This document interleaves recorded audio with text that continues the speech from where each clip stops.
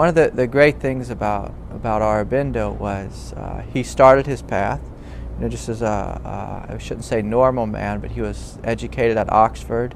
So he was born in India. He went to the West, was educated in a deeply profound Western way, and then he came back to India.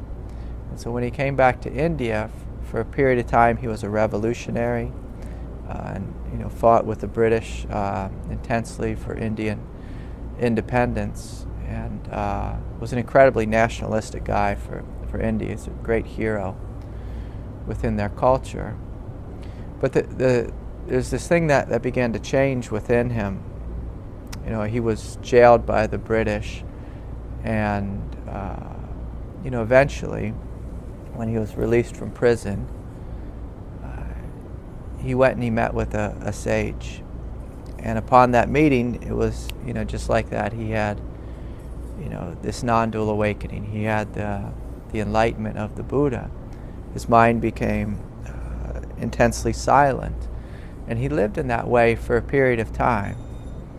And then he began to notice that this is wonderful, it's wonderful for me, but it doesn't do anything for my country. It doesn't do anything for my community. He realized, in a sense, the selfishness or the individualness of, say, the experience of non-dual awakening, specifically in an individual. And so we'll talk a little bit about what I mean by that. And so most paths, they teach that enlightenment is about me waking up so I can be free from suffering. But where Aurobindo was different was, he was like the ultimate bodhisattva. As he said, I want the entirety of the world to wake up. And so he began to question, well, how would that actually happen? And so, he looked at, all the reforms that could happen on the level of, reforming one's mind, reforming the community, being a part of progressive movements, revolutionary movements. And at some point he realized that nothing is going to change unless the matter of our being changes. So that the transformation is felt and experienced directly in the matter. Where most people drop the ball with Aurobindo is when they speak about him, they look at him as like a social reformist, someone who brought forward a great new theory, like Ken Wilber has brought forward this new theory, and that theory can spread out and affect the realm of spirituality or spiritual thought or spiritual philosophy, like integral theory. But where Aurobindo went is he went much deeper than that. And so he invited literally the transformative presence of the Divine Mother, the creator of the universe, down into his body and through his body. And see, this is what most people miss. They relate to Aurobindo in a philosophical way. And then, of course, the way that you and I were trained with our teacher was to open to the direct experience. And so if we can even imagine in this moment, opening the crown chakra, the space of the third eye, the throat, the heart, the belly, and calling upon grace, calling upon the force of evolution. And if we say it, as the force of evolution, that may sound, scholarly or philosophical or scientific. But when we relate to evolution, in the form of the mother, then we're opening this doorway of humility. And it's through humility, it's through surrender that we give our body to God. We give our mind to God. We give our emotional nature, our heart to God. And so this is what we are welcoming, is this greater transformation. It's a greater transformation, and it's a transformation that in regards to your question, if we were good Buddhists, we would try to make the mind empty and experience that emptiness, and in a sense to allow that emptiness to be the stopping point. But one of the great things that Aurobindo brought forward was he brought forward this sense of, we're not just opening up to vast spacious emptiness, we are opening up to a new mind, a greater mind, a greater intelligence. And so yes, emptiness would be a first step, but emptiness is not the end point. Whereas in non-duality, the focus tends to be on emptiness, on spaciousness, on freedom. Where Aurobindo was so radically different, or so radically profound, was he opened to emptiness and said, this is great, this is wonderful, I experienced my own personal freedom in it. But now what? Like, what do I do with this? What's the point of my own private enlightenment? And so it becomes the ultimate bodhisattvic path when an individual says, okay, I'm not going to rest here in emptiness. I'm going to invite the emptiness to be filled with grace, with light, with intelligence. And so it's through this intelligence that not only do you have an empty mind, and you have your, all your conditioning, like the Buddha spoke about, that conditioning to fall away, but to have that conditioning transformed and upgraded to having a divine mind. And so with this ongoing invitation of inviting grace into the individual, you're inviting a new mind, a new heart, a new emotional reality, a new matter, a new physicality, and you're inviting it to be fueled. And so I often like to use the metaphor of, we can all remember the computer we had 8 years ago or 10 years ago.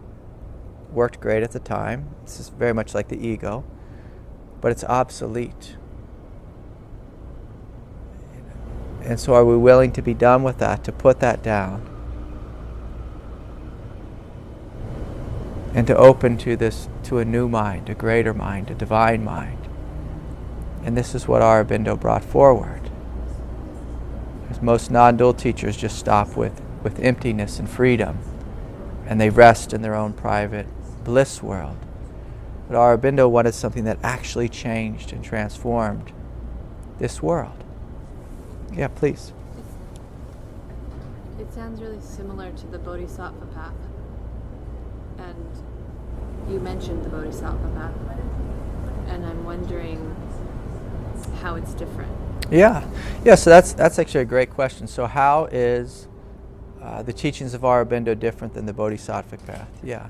So within the schools of Buddhism, at the time the Buddha came, to the planet, and then the accompanying schools, the Buddhists didn't really know about evolution.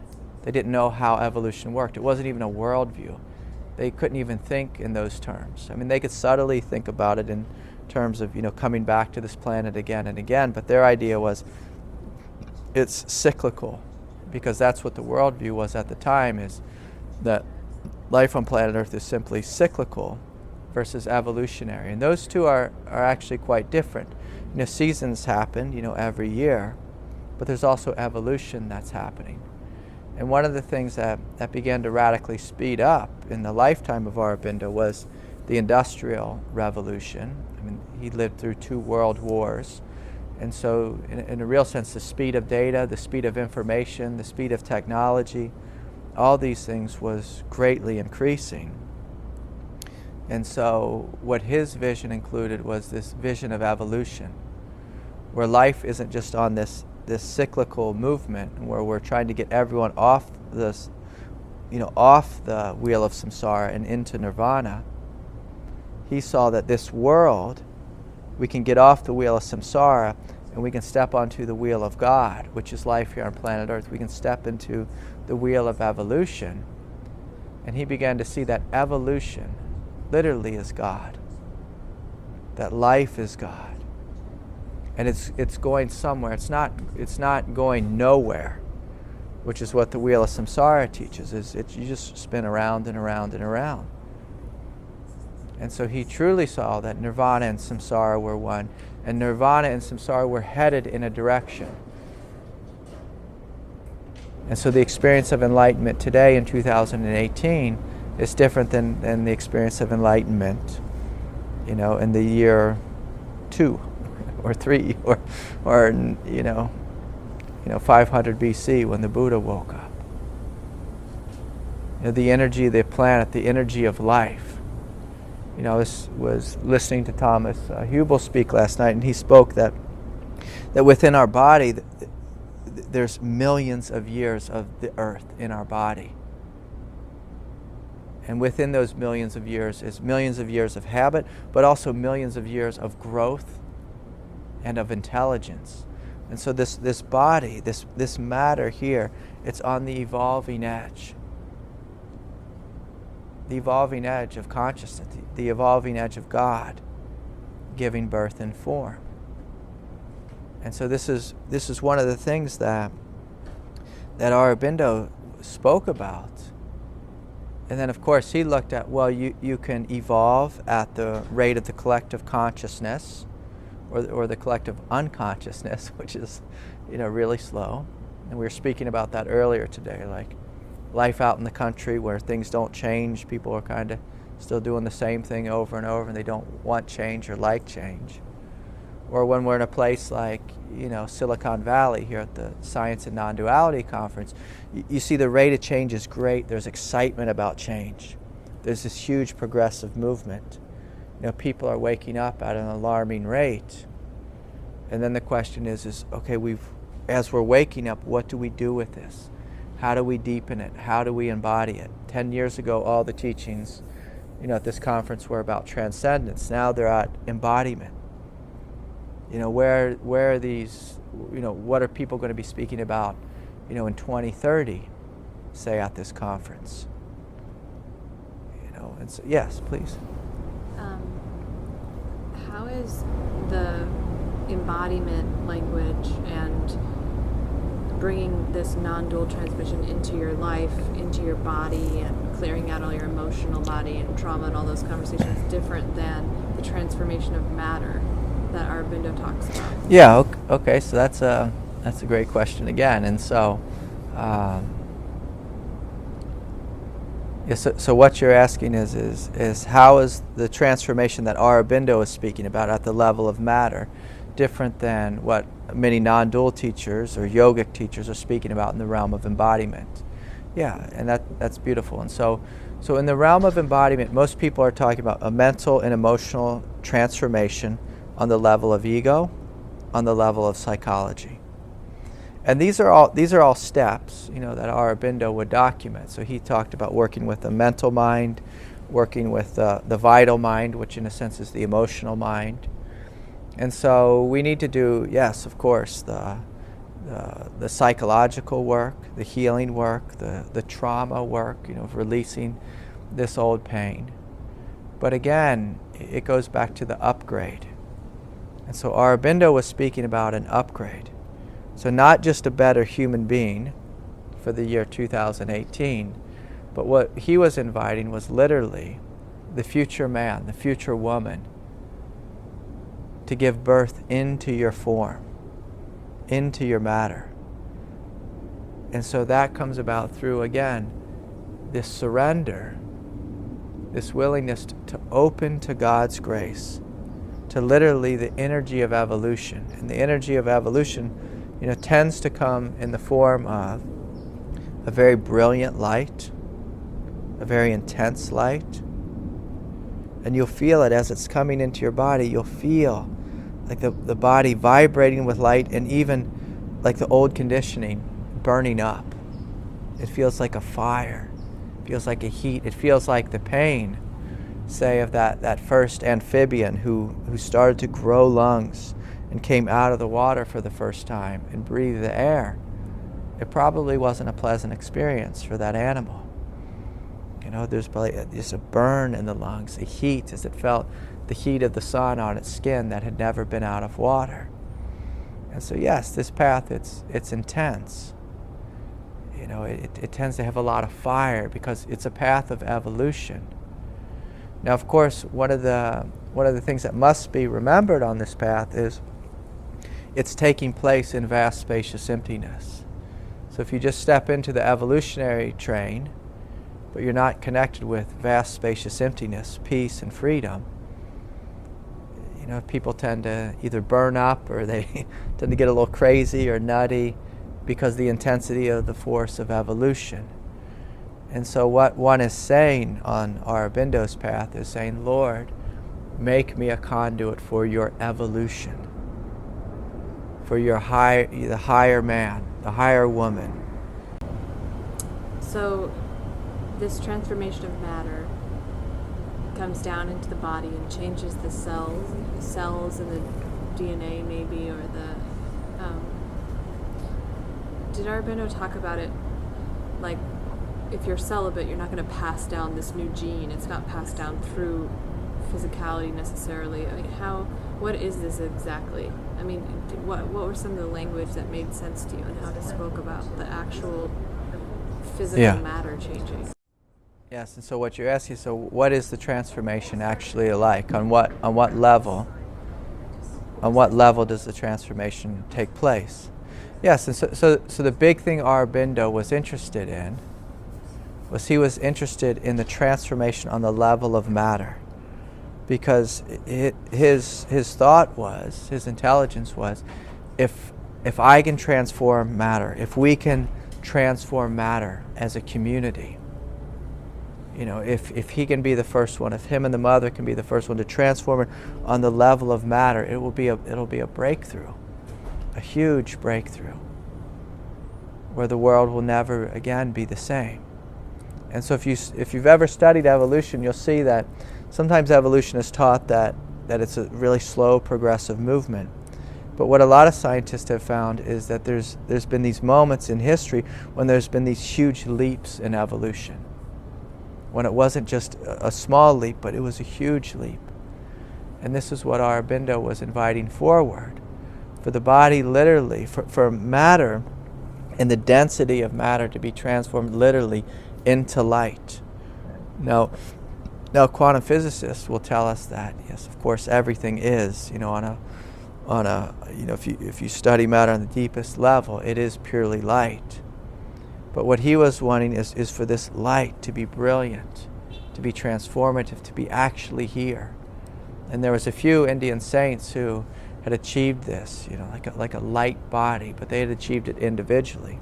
Now that may be steeped in myth, and who knows if that was true or not. But if you look at, say, the trajectory of us growing out of like these little amoebas in the ocean, and in fact, like one of the individuals who's here, one of the scientists, he was able to figure out how to make RNA out of chemicals, and begin that process of life and mimic that process of life in these hot springs. It's an amazing conversation to be a part of if you heard that.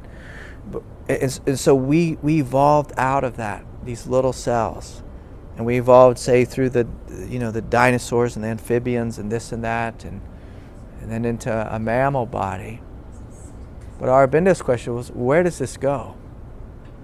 What would be the next step? And he saw it as the light body. And of course, that could sound very cultish. It could sound quite crazy. But, if we look at our place in history, at this moment, we have this possibility to destroy the planet, to take ourselves down with it, and just be this grand experiment, of humanity, or it could be this huge leap forward into something greater. And again, I don't, want to talk too much about that, because then it starts to sound like science fiction and sounds a little bit crazy and nutty. But, if we can honor the fact that God is both vast spacious emptiness and simultaneously this huge movement of intelligence and evolution, and you look to God and say, what is the next step? We tend to be evolving out of darkness and into light. It makes perfect sense that the next evolution is the evolution of matter. Now, of course, if we look at what's happening on the news, and just to make this all practical, it can be a little bit silly to think about evolving matter, at this place in history. But again, with Aurobindo's integral yoga, he worked with all the levels. So first you work with the mind, helping the mind to become silent, to be empty, to be free, and then inviting this intelligence into the mind. Then you work with the vital body, the emotional body. You work with the healing, the emotions, so doing all the embodied work that some of these teachers are speaking about now. So you're doing the healing work, the emptying out work, the letting go work. And then it deepens, into the belly, into the body, into the physicality, and actually transforming the nature of the body, transforming the nature of the species. One of the great problems that humanity has is we have at our core an ego, which is very much obsolete, but of course there's people on the planet right now still shooting each other. And at the core of the ego is this fight or flight response. And what Aurobindo is wanting is to invite a greater intelligence into that fight or flight response, into the matter of this being, to awaken something greater, a new mind, a new emotional nature, a new body. This was his invitation. And it's an incredible invitation. In a sense, it's the greatest path there is. And so one of the avenues that Aurobindo was really inviting was this work to happen on the subtle body, to awaken the subtle body from the inside out. And within the subtle body, within matter, very much like within the first chakra, is this seed of light. This seed of life, this seed of the new blueprint for man, and he was wanting to break through and invite this new birth to come forward in a radically incredible way. And so again, he continued to invite this descent of grace down into him, and simultaneously, so that's the descent, he also welcomed the ascent. And so earth to wake up, life to wake up, this seed that's stored in matter itself to wake up, to explode, to come forward. And so individuals who are on this path, they have their crown chakra open, the third eye, the throat, the heart, and they're welcoming this grace to come down through them, to awaken. And simultaneously, they're welcoming the earth. They're welcoming matter to wake up. They're welcoming the most humble of places, the feet, the legs, the pelvis, to wake up from below. And he began to see that this interaction of heaven coming down to earth and earth rising up to heaven. It creates this incredible dynamic energy within the individual. This is also how, going back to your first question, how Aurobindo was different. To awaken both these forces, these incredible forces, and to see what happens when that synergy comes together. And see, this is something that life here on earth has never had. What man is primarily trying to do in a very arrogant way is to wake up in their ego, wake up to their emotional nature, their emotional expression, or their kinesthetic, like body expression through dance or this or that. But it's light years ahead of that. It's saying in a humble way, I don't know, Lord, you show me, you come into me with your grace, with your light, with your love. Earth, matter, who is also the form of divinity, you wake up in me, as me. You show me the blueprint for life. You show me what the truth is. You show me what true divinity is. And so it's a radically beautiful thing. And again, it can sound a little silly like science fiction, but when you begin to feel this in your body, it's so amazing. You know, there's times when I'll just be walking across the street or across the park, and I'll feel my legs light up with light, with grace, with aliveness, with this birth of new life. It feels like the absolute is in my legs, but not so much like in a vast, spacious, cosmic, non-dual way. It feels like the absolute has woken up in matter itself, in the legs, in the belly. And so again, all of this would make a great science fiction story. It would make a great philosophy, and that's how most people have connected with Aurobindo. But there's few individuals on the planet, and it's a rare individual, who actually connects with the direct experience of what he's speaking about. And this is one of the beautiful things that our teacher brought forward.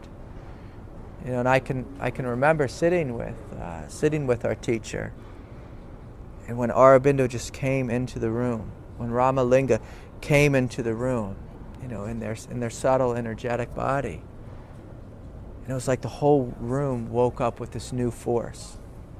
You know, it took our breath away. You know, and our teacher said, "What is this?" And then we've spent, you know, some decades now just investigating, what is this light? What is this grace? How is it felt and experienced energetically? What is our life like when we give ourselves to this new grace, which is wanting to give birth, which is wanting to wake up from the inside out, wanting to wake up from heaven, you know, coming down into earth. And so it's a radical thing. If it's just a philosophy, it's a wonderful philosophy, but to me, philosophy is dry and boring. I want to know the direct experience of matter waking up in me, as the new, you know, subtle, energetic body waking up in me, as me. And it's an incredible thing to be a part of. But what it takes, you know, the big thing that's required of the student, of the aspirant, is tremendous humility and a calling upon God, saying, "Lord, I am open. Show yourself to me. I give this to you. I give myself to you fully, and you welcome it, eternally surrendering into it, welcoming it." And then at some point, there's this thing that happens, I call it getting over the hump, where you're not calling upon God, she's just coming into you on a daily basis, 24 hours a day, just showing you the way, leading you with her truth, with her grace, with her evolution.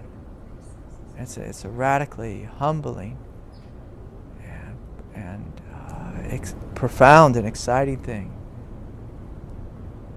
you know, to surrender to. You know, radically different than experiencing my own private heaven world. It's saying, yes, I'm willing to be here fully, to evolve fully, to surrender fully to you and your grace. Yeah, so thank you.